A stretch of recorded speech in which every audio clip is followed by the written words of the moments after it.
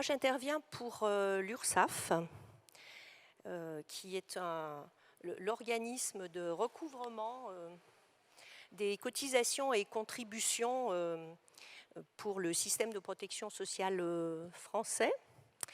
En préambule, donc c'est une présentation assez sommaire, mais qui malgré tout pourra paraître presque déjà technique, sans doute à certains d'entre vous, sur les différents statuts juridiques qui existent pour créer son entreprise et dont découle ensuite la protection, le régime de protection sociale et les obligations que l'on a pour déclarer et payer l'ensemble des cotisations qui sont dues.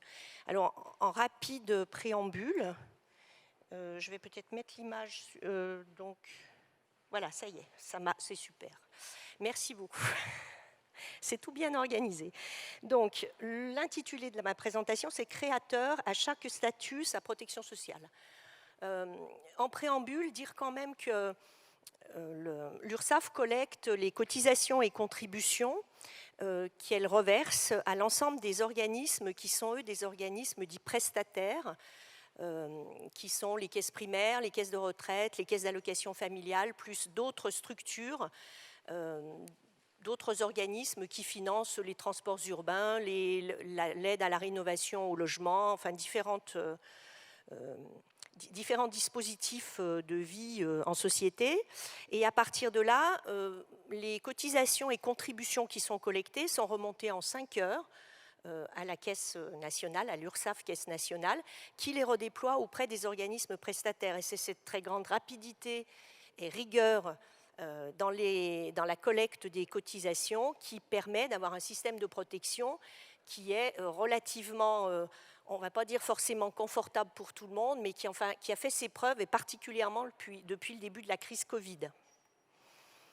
Donc, puisque nous collectons aussi l'ensemble, depuis maintenant un certain nombre d'années, depuis une dizaine d'années, toutes les cotisations et contributions au titre du chômage, qui a été particulièrement utile depuis de nombreux mois maintenant. Donc, pour entrer plus précisément dans mon intervention, si vous vous créez en tant que travailleur indépendant, votre activité, que vous soyez artisan, commerçant ou profession libérale non réglementée, vous aurez, à compter depuis 2020, 3 organismes à connaître en priorité. L'URSSAF, alors avec une petite erreur que je ne pouvais pas corriger, enfin ça n'est pas une erreur, mais depuis le 20 septembre, sécu-indépendant.fr n'existe plus et tout le monde est sur ursaf.fr ou auto-entrepreneur ursaf.fr pour les auto-entrepreneurs. Mais Sécu indépendant a disparu. Donc pour le versement de vos cotisations et contributions, ce sera auprès de l'URSSAF. Pour tout ce qui concerne votre santé, ce sera auprès de l'assurance maladie, avec comme espace en ligne amélie.fr. Et pour votre retraite, l'assurance retraite, avec l'assurance-retraite.fr. Alors avec des exceptions pour des professions libérales, alors certaines professions libérales définies par une liste précise de 18 familles de métiers relèvent de la CIPAV, qui est une caisse interprofessionnelle de vieillesse pour les professions libérales. Donc ça, c'est pour les... Et pour d'autres professions libérales réglementées, ce sera auprès des caisses en question. Par exemple, les avocats ont une caisse spécifique, les médecins aussi, les pharmaciens, voilà, ces professions-là ont des caisses historiquement qui sont les caisses spécifiques à leur domaine professionnel. Et les autres ont la CIPAV ou alors, communément de plus en plus aussi, l'assurance retraite.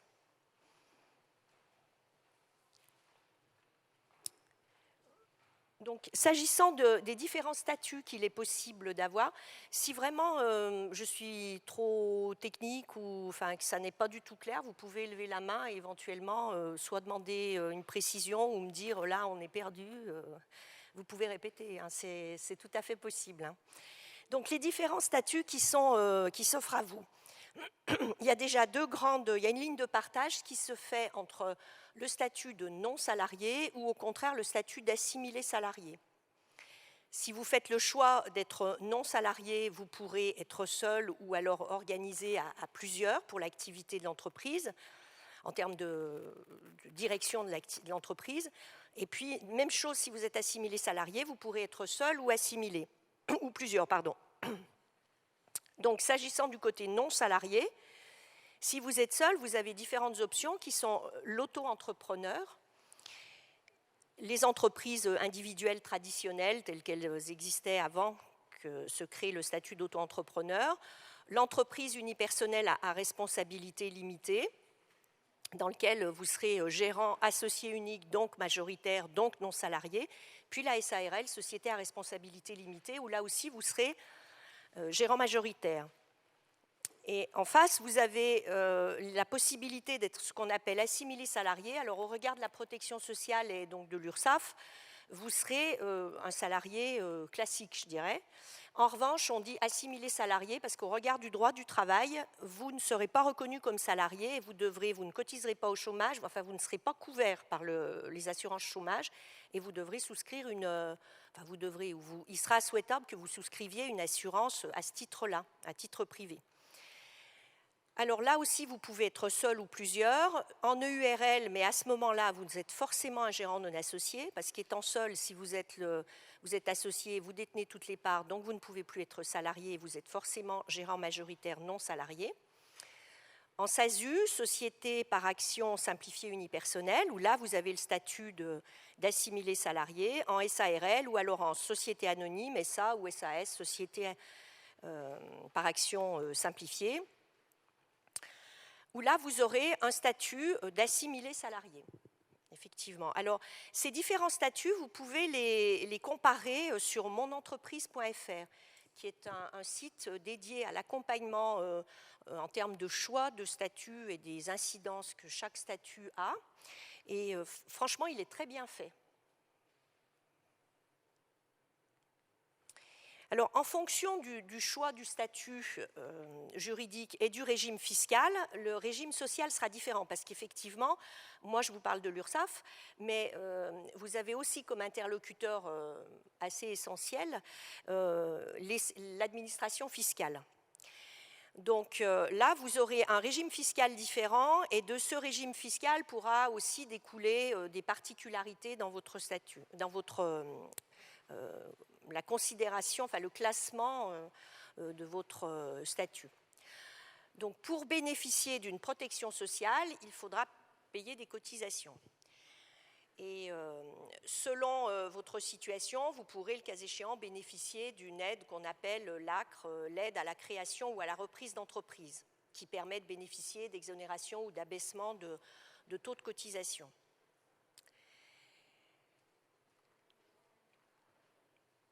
Donc, si l'on regarde les différents régimes, il y a en fait deux régimes avec trois cas différents. C'est-à-dire qu'il y a un régime où vous êtes non salarié, dans lequel vous avez deux situations. D'un côté, l'auto-entrepreneur. Oui, pardon. Et vous m'entendiez quand même correctement ou... Oui, c'était limite. Je ne recommence pas tout quand même, non. Non, je ne pense pas que ça vous convienne si je recommence tout. Désolée. Alors, deux principaux régimes avec trois cas différents. Vous avez un régime où vous êtes non salarié, mais avec deux situations qui sont l'auto-entrepreneur et de l'autre le travailleur indépendant que nous, on mentionne comme étant classique, puisque historiquement, il existait bien avant le statut de l'auto-entrepreneur. Puis de l'autre, vous avez le cas où vous êtes assimilé salarié. Alors, le travailleur non salarié auto-entrepreneur, qui est au régime fiscal qu'on appelle de la micro-entreprise, c'est pour ça que parfois on a un abus de langage qui consiste à dire micro-entrepreneur, mais le site qui vous est dédié, si vous vous mettez en auto-entrepreneur, ça s'appelle auto-entrepreneur, c'est le statut fiscal qui est celui de la micro-entreprise. Et donc, cette situation, elle est assez particulière parce que les règles, c'est un statut qui est simplifié, où vous payez des cotisations, mais vous en payez plutôt moins, on va dire, que dans un système classique. En revanche, vous avez une protection sociale qui n'est pas nulle, enfin qui existe, mais qui est quand même moins intéressante, mais ça dépend de votre cas de figure. Mais si on cotise peu, on a une protection sociale qui est plus faible par principe. Donc, ce statut d'auto-entrepreneur, il impose que vous déclariez non pas un revenu net, mais un chiffre d'affaires auquel on applique un taux de cotisation et qui génère donc le montant que vous devez acquitter chaque mois quand vous faites votre déclaration de chiffre d'affaires. Vous avez ensuite le fait que vous êtes en franchise de TVA, c'est-à-dire que vous ne pouvez pas appliquer de la TVA à ce que vous vendez, vous n'en récupérez pas non plus à partir des biens que vous avez acquis. Et vous êtes aussi en impossibilité de déduire des frais professionnels. Et enfin, vous ne pratiquez pas d'amortissement. Donc, ça veut dire qu'il y a des activités pour lesquelles c'est un très bon statut, notamment de départ, pour voir si ça vaut le coup, si ça fonctionne, etc. Mais en revanche, dans certaines situations, ce n'est pas du tout le statut adapté. Parce que si vous avez des frais de locaux, de véhicules pour transporter du matériel, d'achat de matières premières, voilà. Vous serez quand même, il sera plus intéressant pour vous de vous mettre tout de suite dans un système ETI, travailleur indépendant classique. Alors, donc, on applique, il y a en plus un seuil en fonction de la nature de l'activité. C'est-à-dire que si votre activité est une activité de vente, vous aurez un seuil au-delà duquel vous serez obligé de changer de statut. Vous ne pourrez pas garder le statut d'auto-entrepreneur. Ce seuil est de 176 200 €.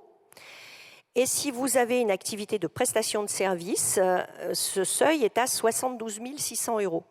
Et si vous avez une activité qui est double, à la fois vente et prestation de service, là, c'est au sein du seuil maximal de 176 200 € que vous aurez un plafond à ne pas dépasser pour les prestations de 72 600 €. C'est clair? Parce que je vois que dans le public, des gens froncent les yeux. Oui?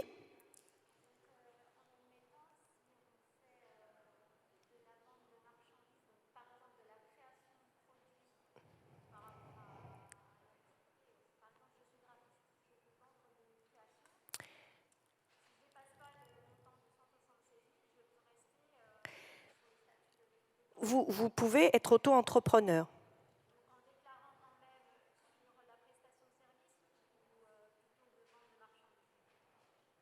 En fait, vous fabriquez un produit, mais que ensuite vous commercialisez dans un format de vente de produits.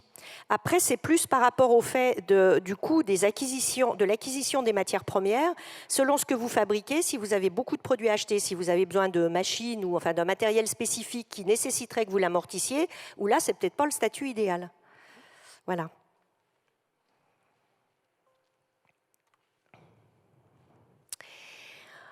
Donc ensuite, vous avez dans un deuxième temps le travailleur non salarié en régime dit classique, qui lui est basé sur le revenu professionnel, après déduction des frais, le revenu professionnel du chef d'entreprise de l'activité, donc. Là, vous aurez en début d'activité des cotisations calculées sur des bases forfaitaires jusqu'à ce que vous produisiez votre revenu réel d'activité. Et puis, ensuite, en période de croisière, vous pourrez faire des régularisations au long cours. C'est-à-dire que si vous estimez que votre revenu sera à terme moins élevé une année que l'année précédente, vous pourrez demander à ajuster progressivement vos cotisations pour ne pas faire trop d'avance d'argent, par exemple. Ou à l'inverse, si vous voyez que votre activité se développe très bien, il sera conseillé d'anticiper pour permettre justement de lisser davantage vos sorties d'argent. Là, le système est d'un taux d'environ 50% à appliquer sur le revenu. Pour un revenu de 30 000 €, on peut considérer qu'il y a en gros 15 000 € qui seront des cotisations et contributions à verser. Donc ça veut dire que ça fait 30 000 plus 15 000 €, 45 000 € de coûts pour l'entreprise. Voilà. Alors qu'avec le système de l'auto-entrepreneur, vous avez un pourcentage qui est de 20 et quelques, enfin, selon les activités, 22% ou 11%.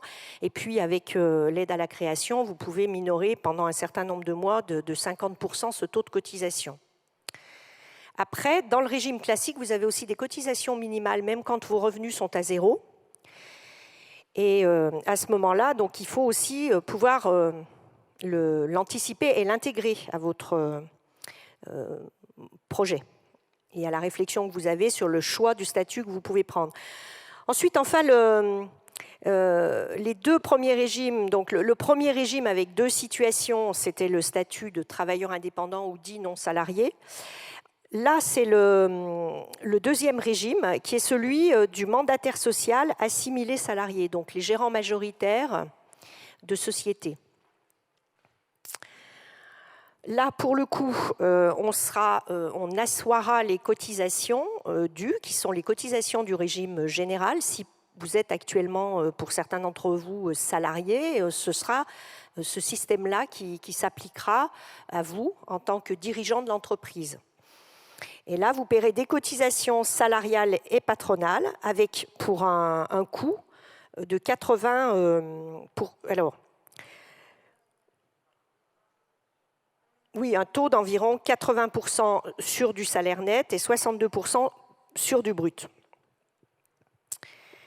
Donc là, il y aura aussi des variations en fonction des conventions collectives et des contraintes de salaire minimum que vous pourrez avoir ou que vous souhaiterez d'ailleurs avoir. Parce que dès lors que l'activité se développe, si on peut se dégager un salaire, eh bien, il est quand même souhaitable d'en dégager un. Et à ce moment-là, selon le secteur d'activité dans lequel on est, il est intéressant d'appliquer aussi les barèmes de rémunération et d'augmentation régulière de ces rémunérations. Après, si vous ne déclarez pas de salaire, si vous êtes dirigeant de l'entreprise sans dégager un salaire, ce qui peut arriver en général au début, par la suite, le plus souvent, de toute façon, on ne vit pas de l'air du temps, donc sauf à avoir d'autres revenus et laisser la société vivre sans prendre de quoi vous rémunérer, vous allez souhaiter et avoir besoin de vous rémunérer. Et là, si vous n'avez pas de salaire, il n'y a aucune cotisation qui soit appelée. Mais s'il n'y a pas de cotisation, pas de salaire déclaré, il n'y a pas de protection sociale non plus. Donc ça, il faut quand même y faire attention. Et là, vous serez dans un système qu'on appelle celui de la déclaration sociale nominative et qui, soit que vous pouvez gérer vous-même en tant que dirigeant, si vous avez de l'appétence ou des compétences en termes de gestion des salaires et de suivi administratif. Et sinon, vous pouvez confier ça à un tiers déclarant, c'est-à-dire le plus souvent un cabinet comptable, ou alors utiliser les services du TES. Le TES, c'est le titre emploi-service entreprise, qui est un système simplifié et gratuit, élaboré par les URSSAF et qui permet de déclarer seul, sans l'appui d'un tiers, ses salariés et gérer le suivi de la gestion des cotisations sociales. Moi, je préciserai quand même, ce système est très bien, il correspond à certains types d'activités, plutôt modestes en termes de structure. Indéniablement, l'accompagnement par un tiers et donc un cabinet d'experts comptables est quand même le bienvenu quand on qu'on crée une entreprise et qu'on la dirige, parce qu'on a déjà beaucoup à faire avec le développement de l'activité. Donc, si on ne peut pas s'improviser non plus gestionnaire des payes, des relations entre les personnes dans l'entreprise, et voilà. Donc, à partir de là, selon le choix que vous faites, vous allez pouvoir prétendre à des prestations sociales en cas de besoin.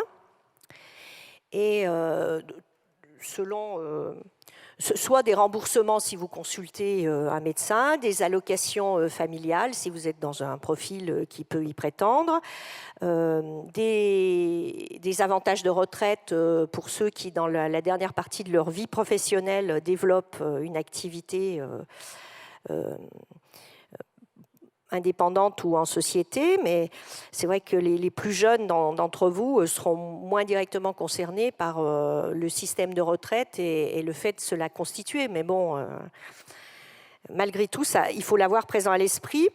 Il y aura aussi des droits pour les congés maternité, ce qui est quand même important dans un salon qui s'adresse avant tout aux femmes, même si ça peut comprendre aussi des droits pour un père à des congés et à des avantages aussi maintenant. Il y a une similitude dans les droits père-mère, hein, bien heureusement.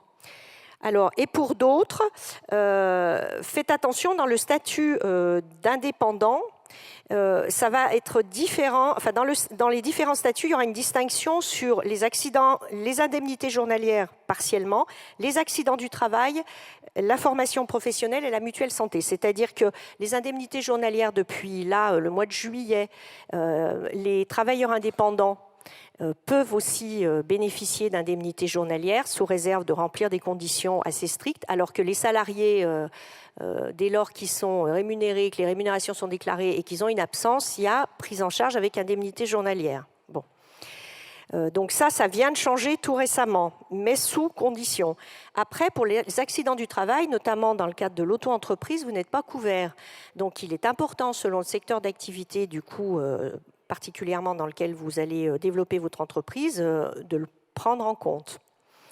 Pour la formation professionnelle, c'est la même chose, voir comment vous pouvez y prétendre ou ça n'est pas systématique. Et puis pour les mutuelles, les régimes complémentaires, où là, il faut aussi être très vigilant. Ce sont souvent des couvertures minimales.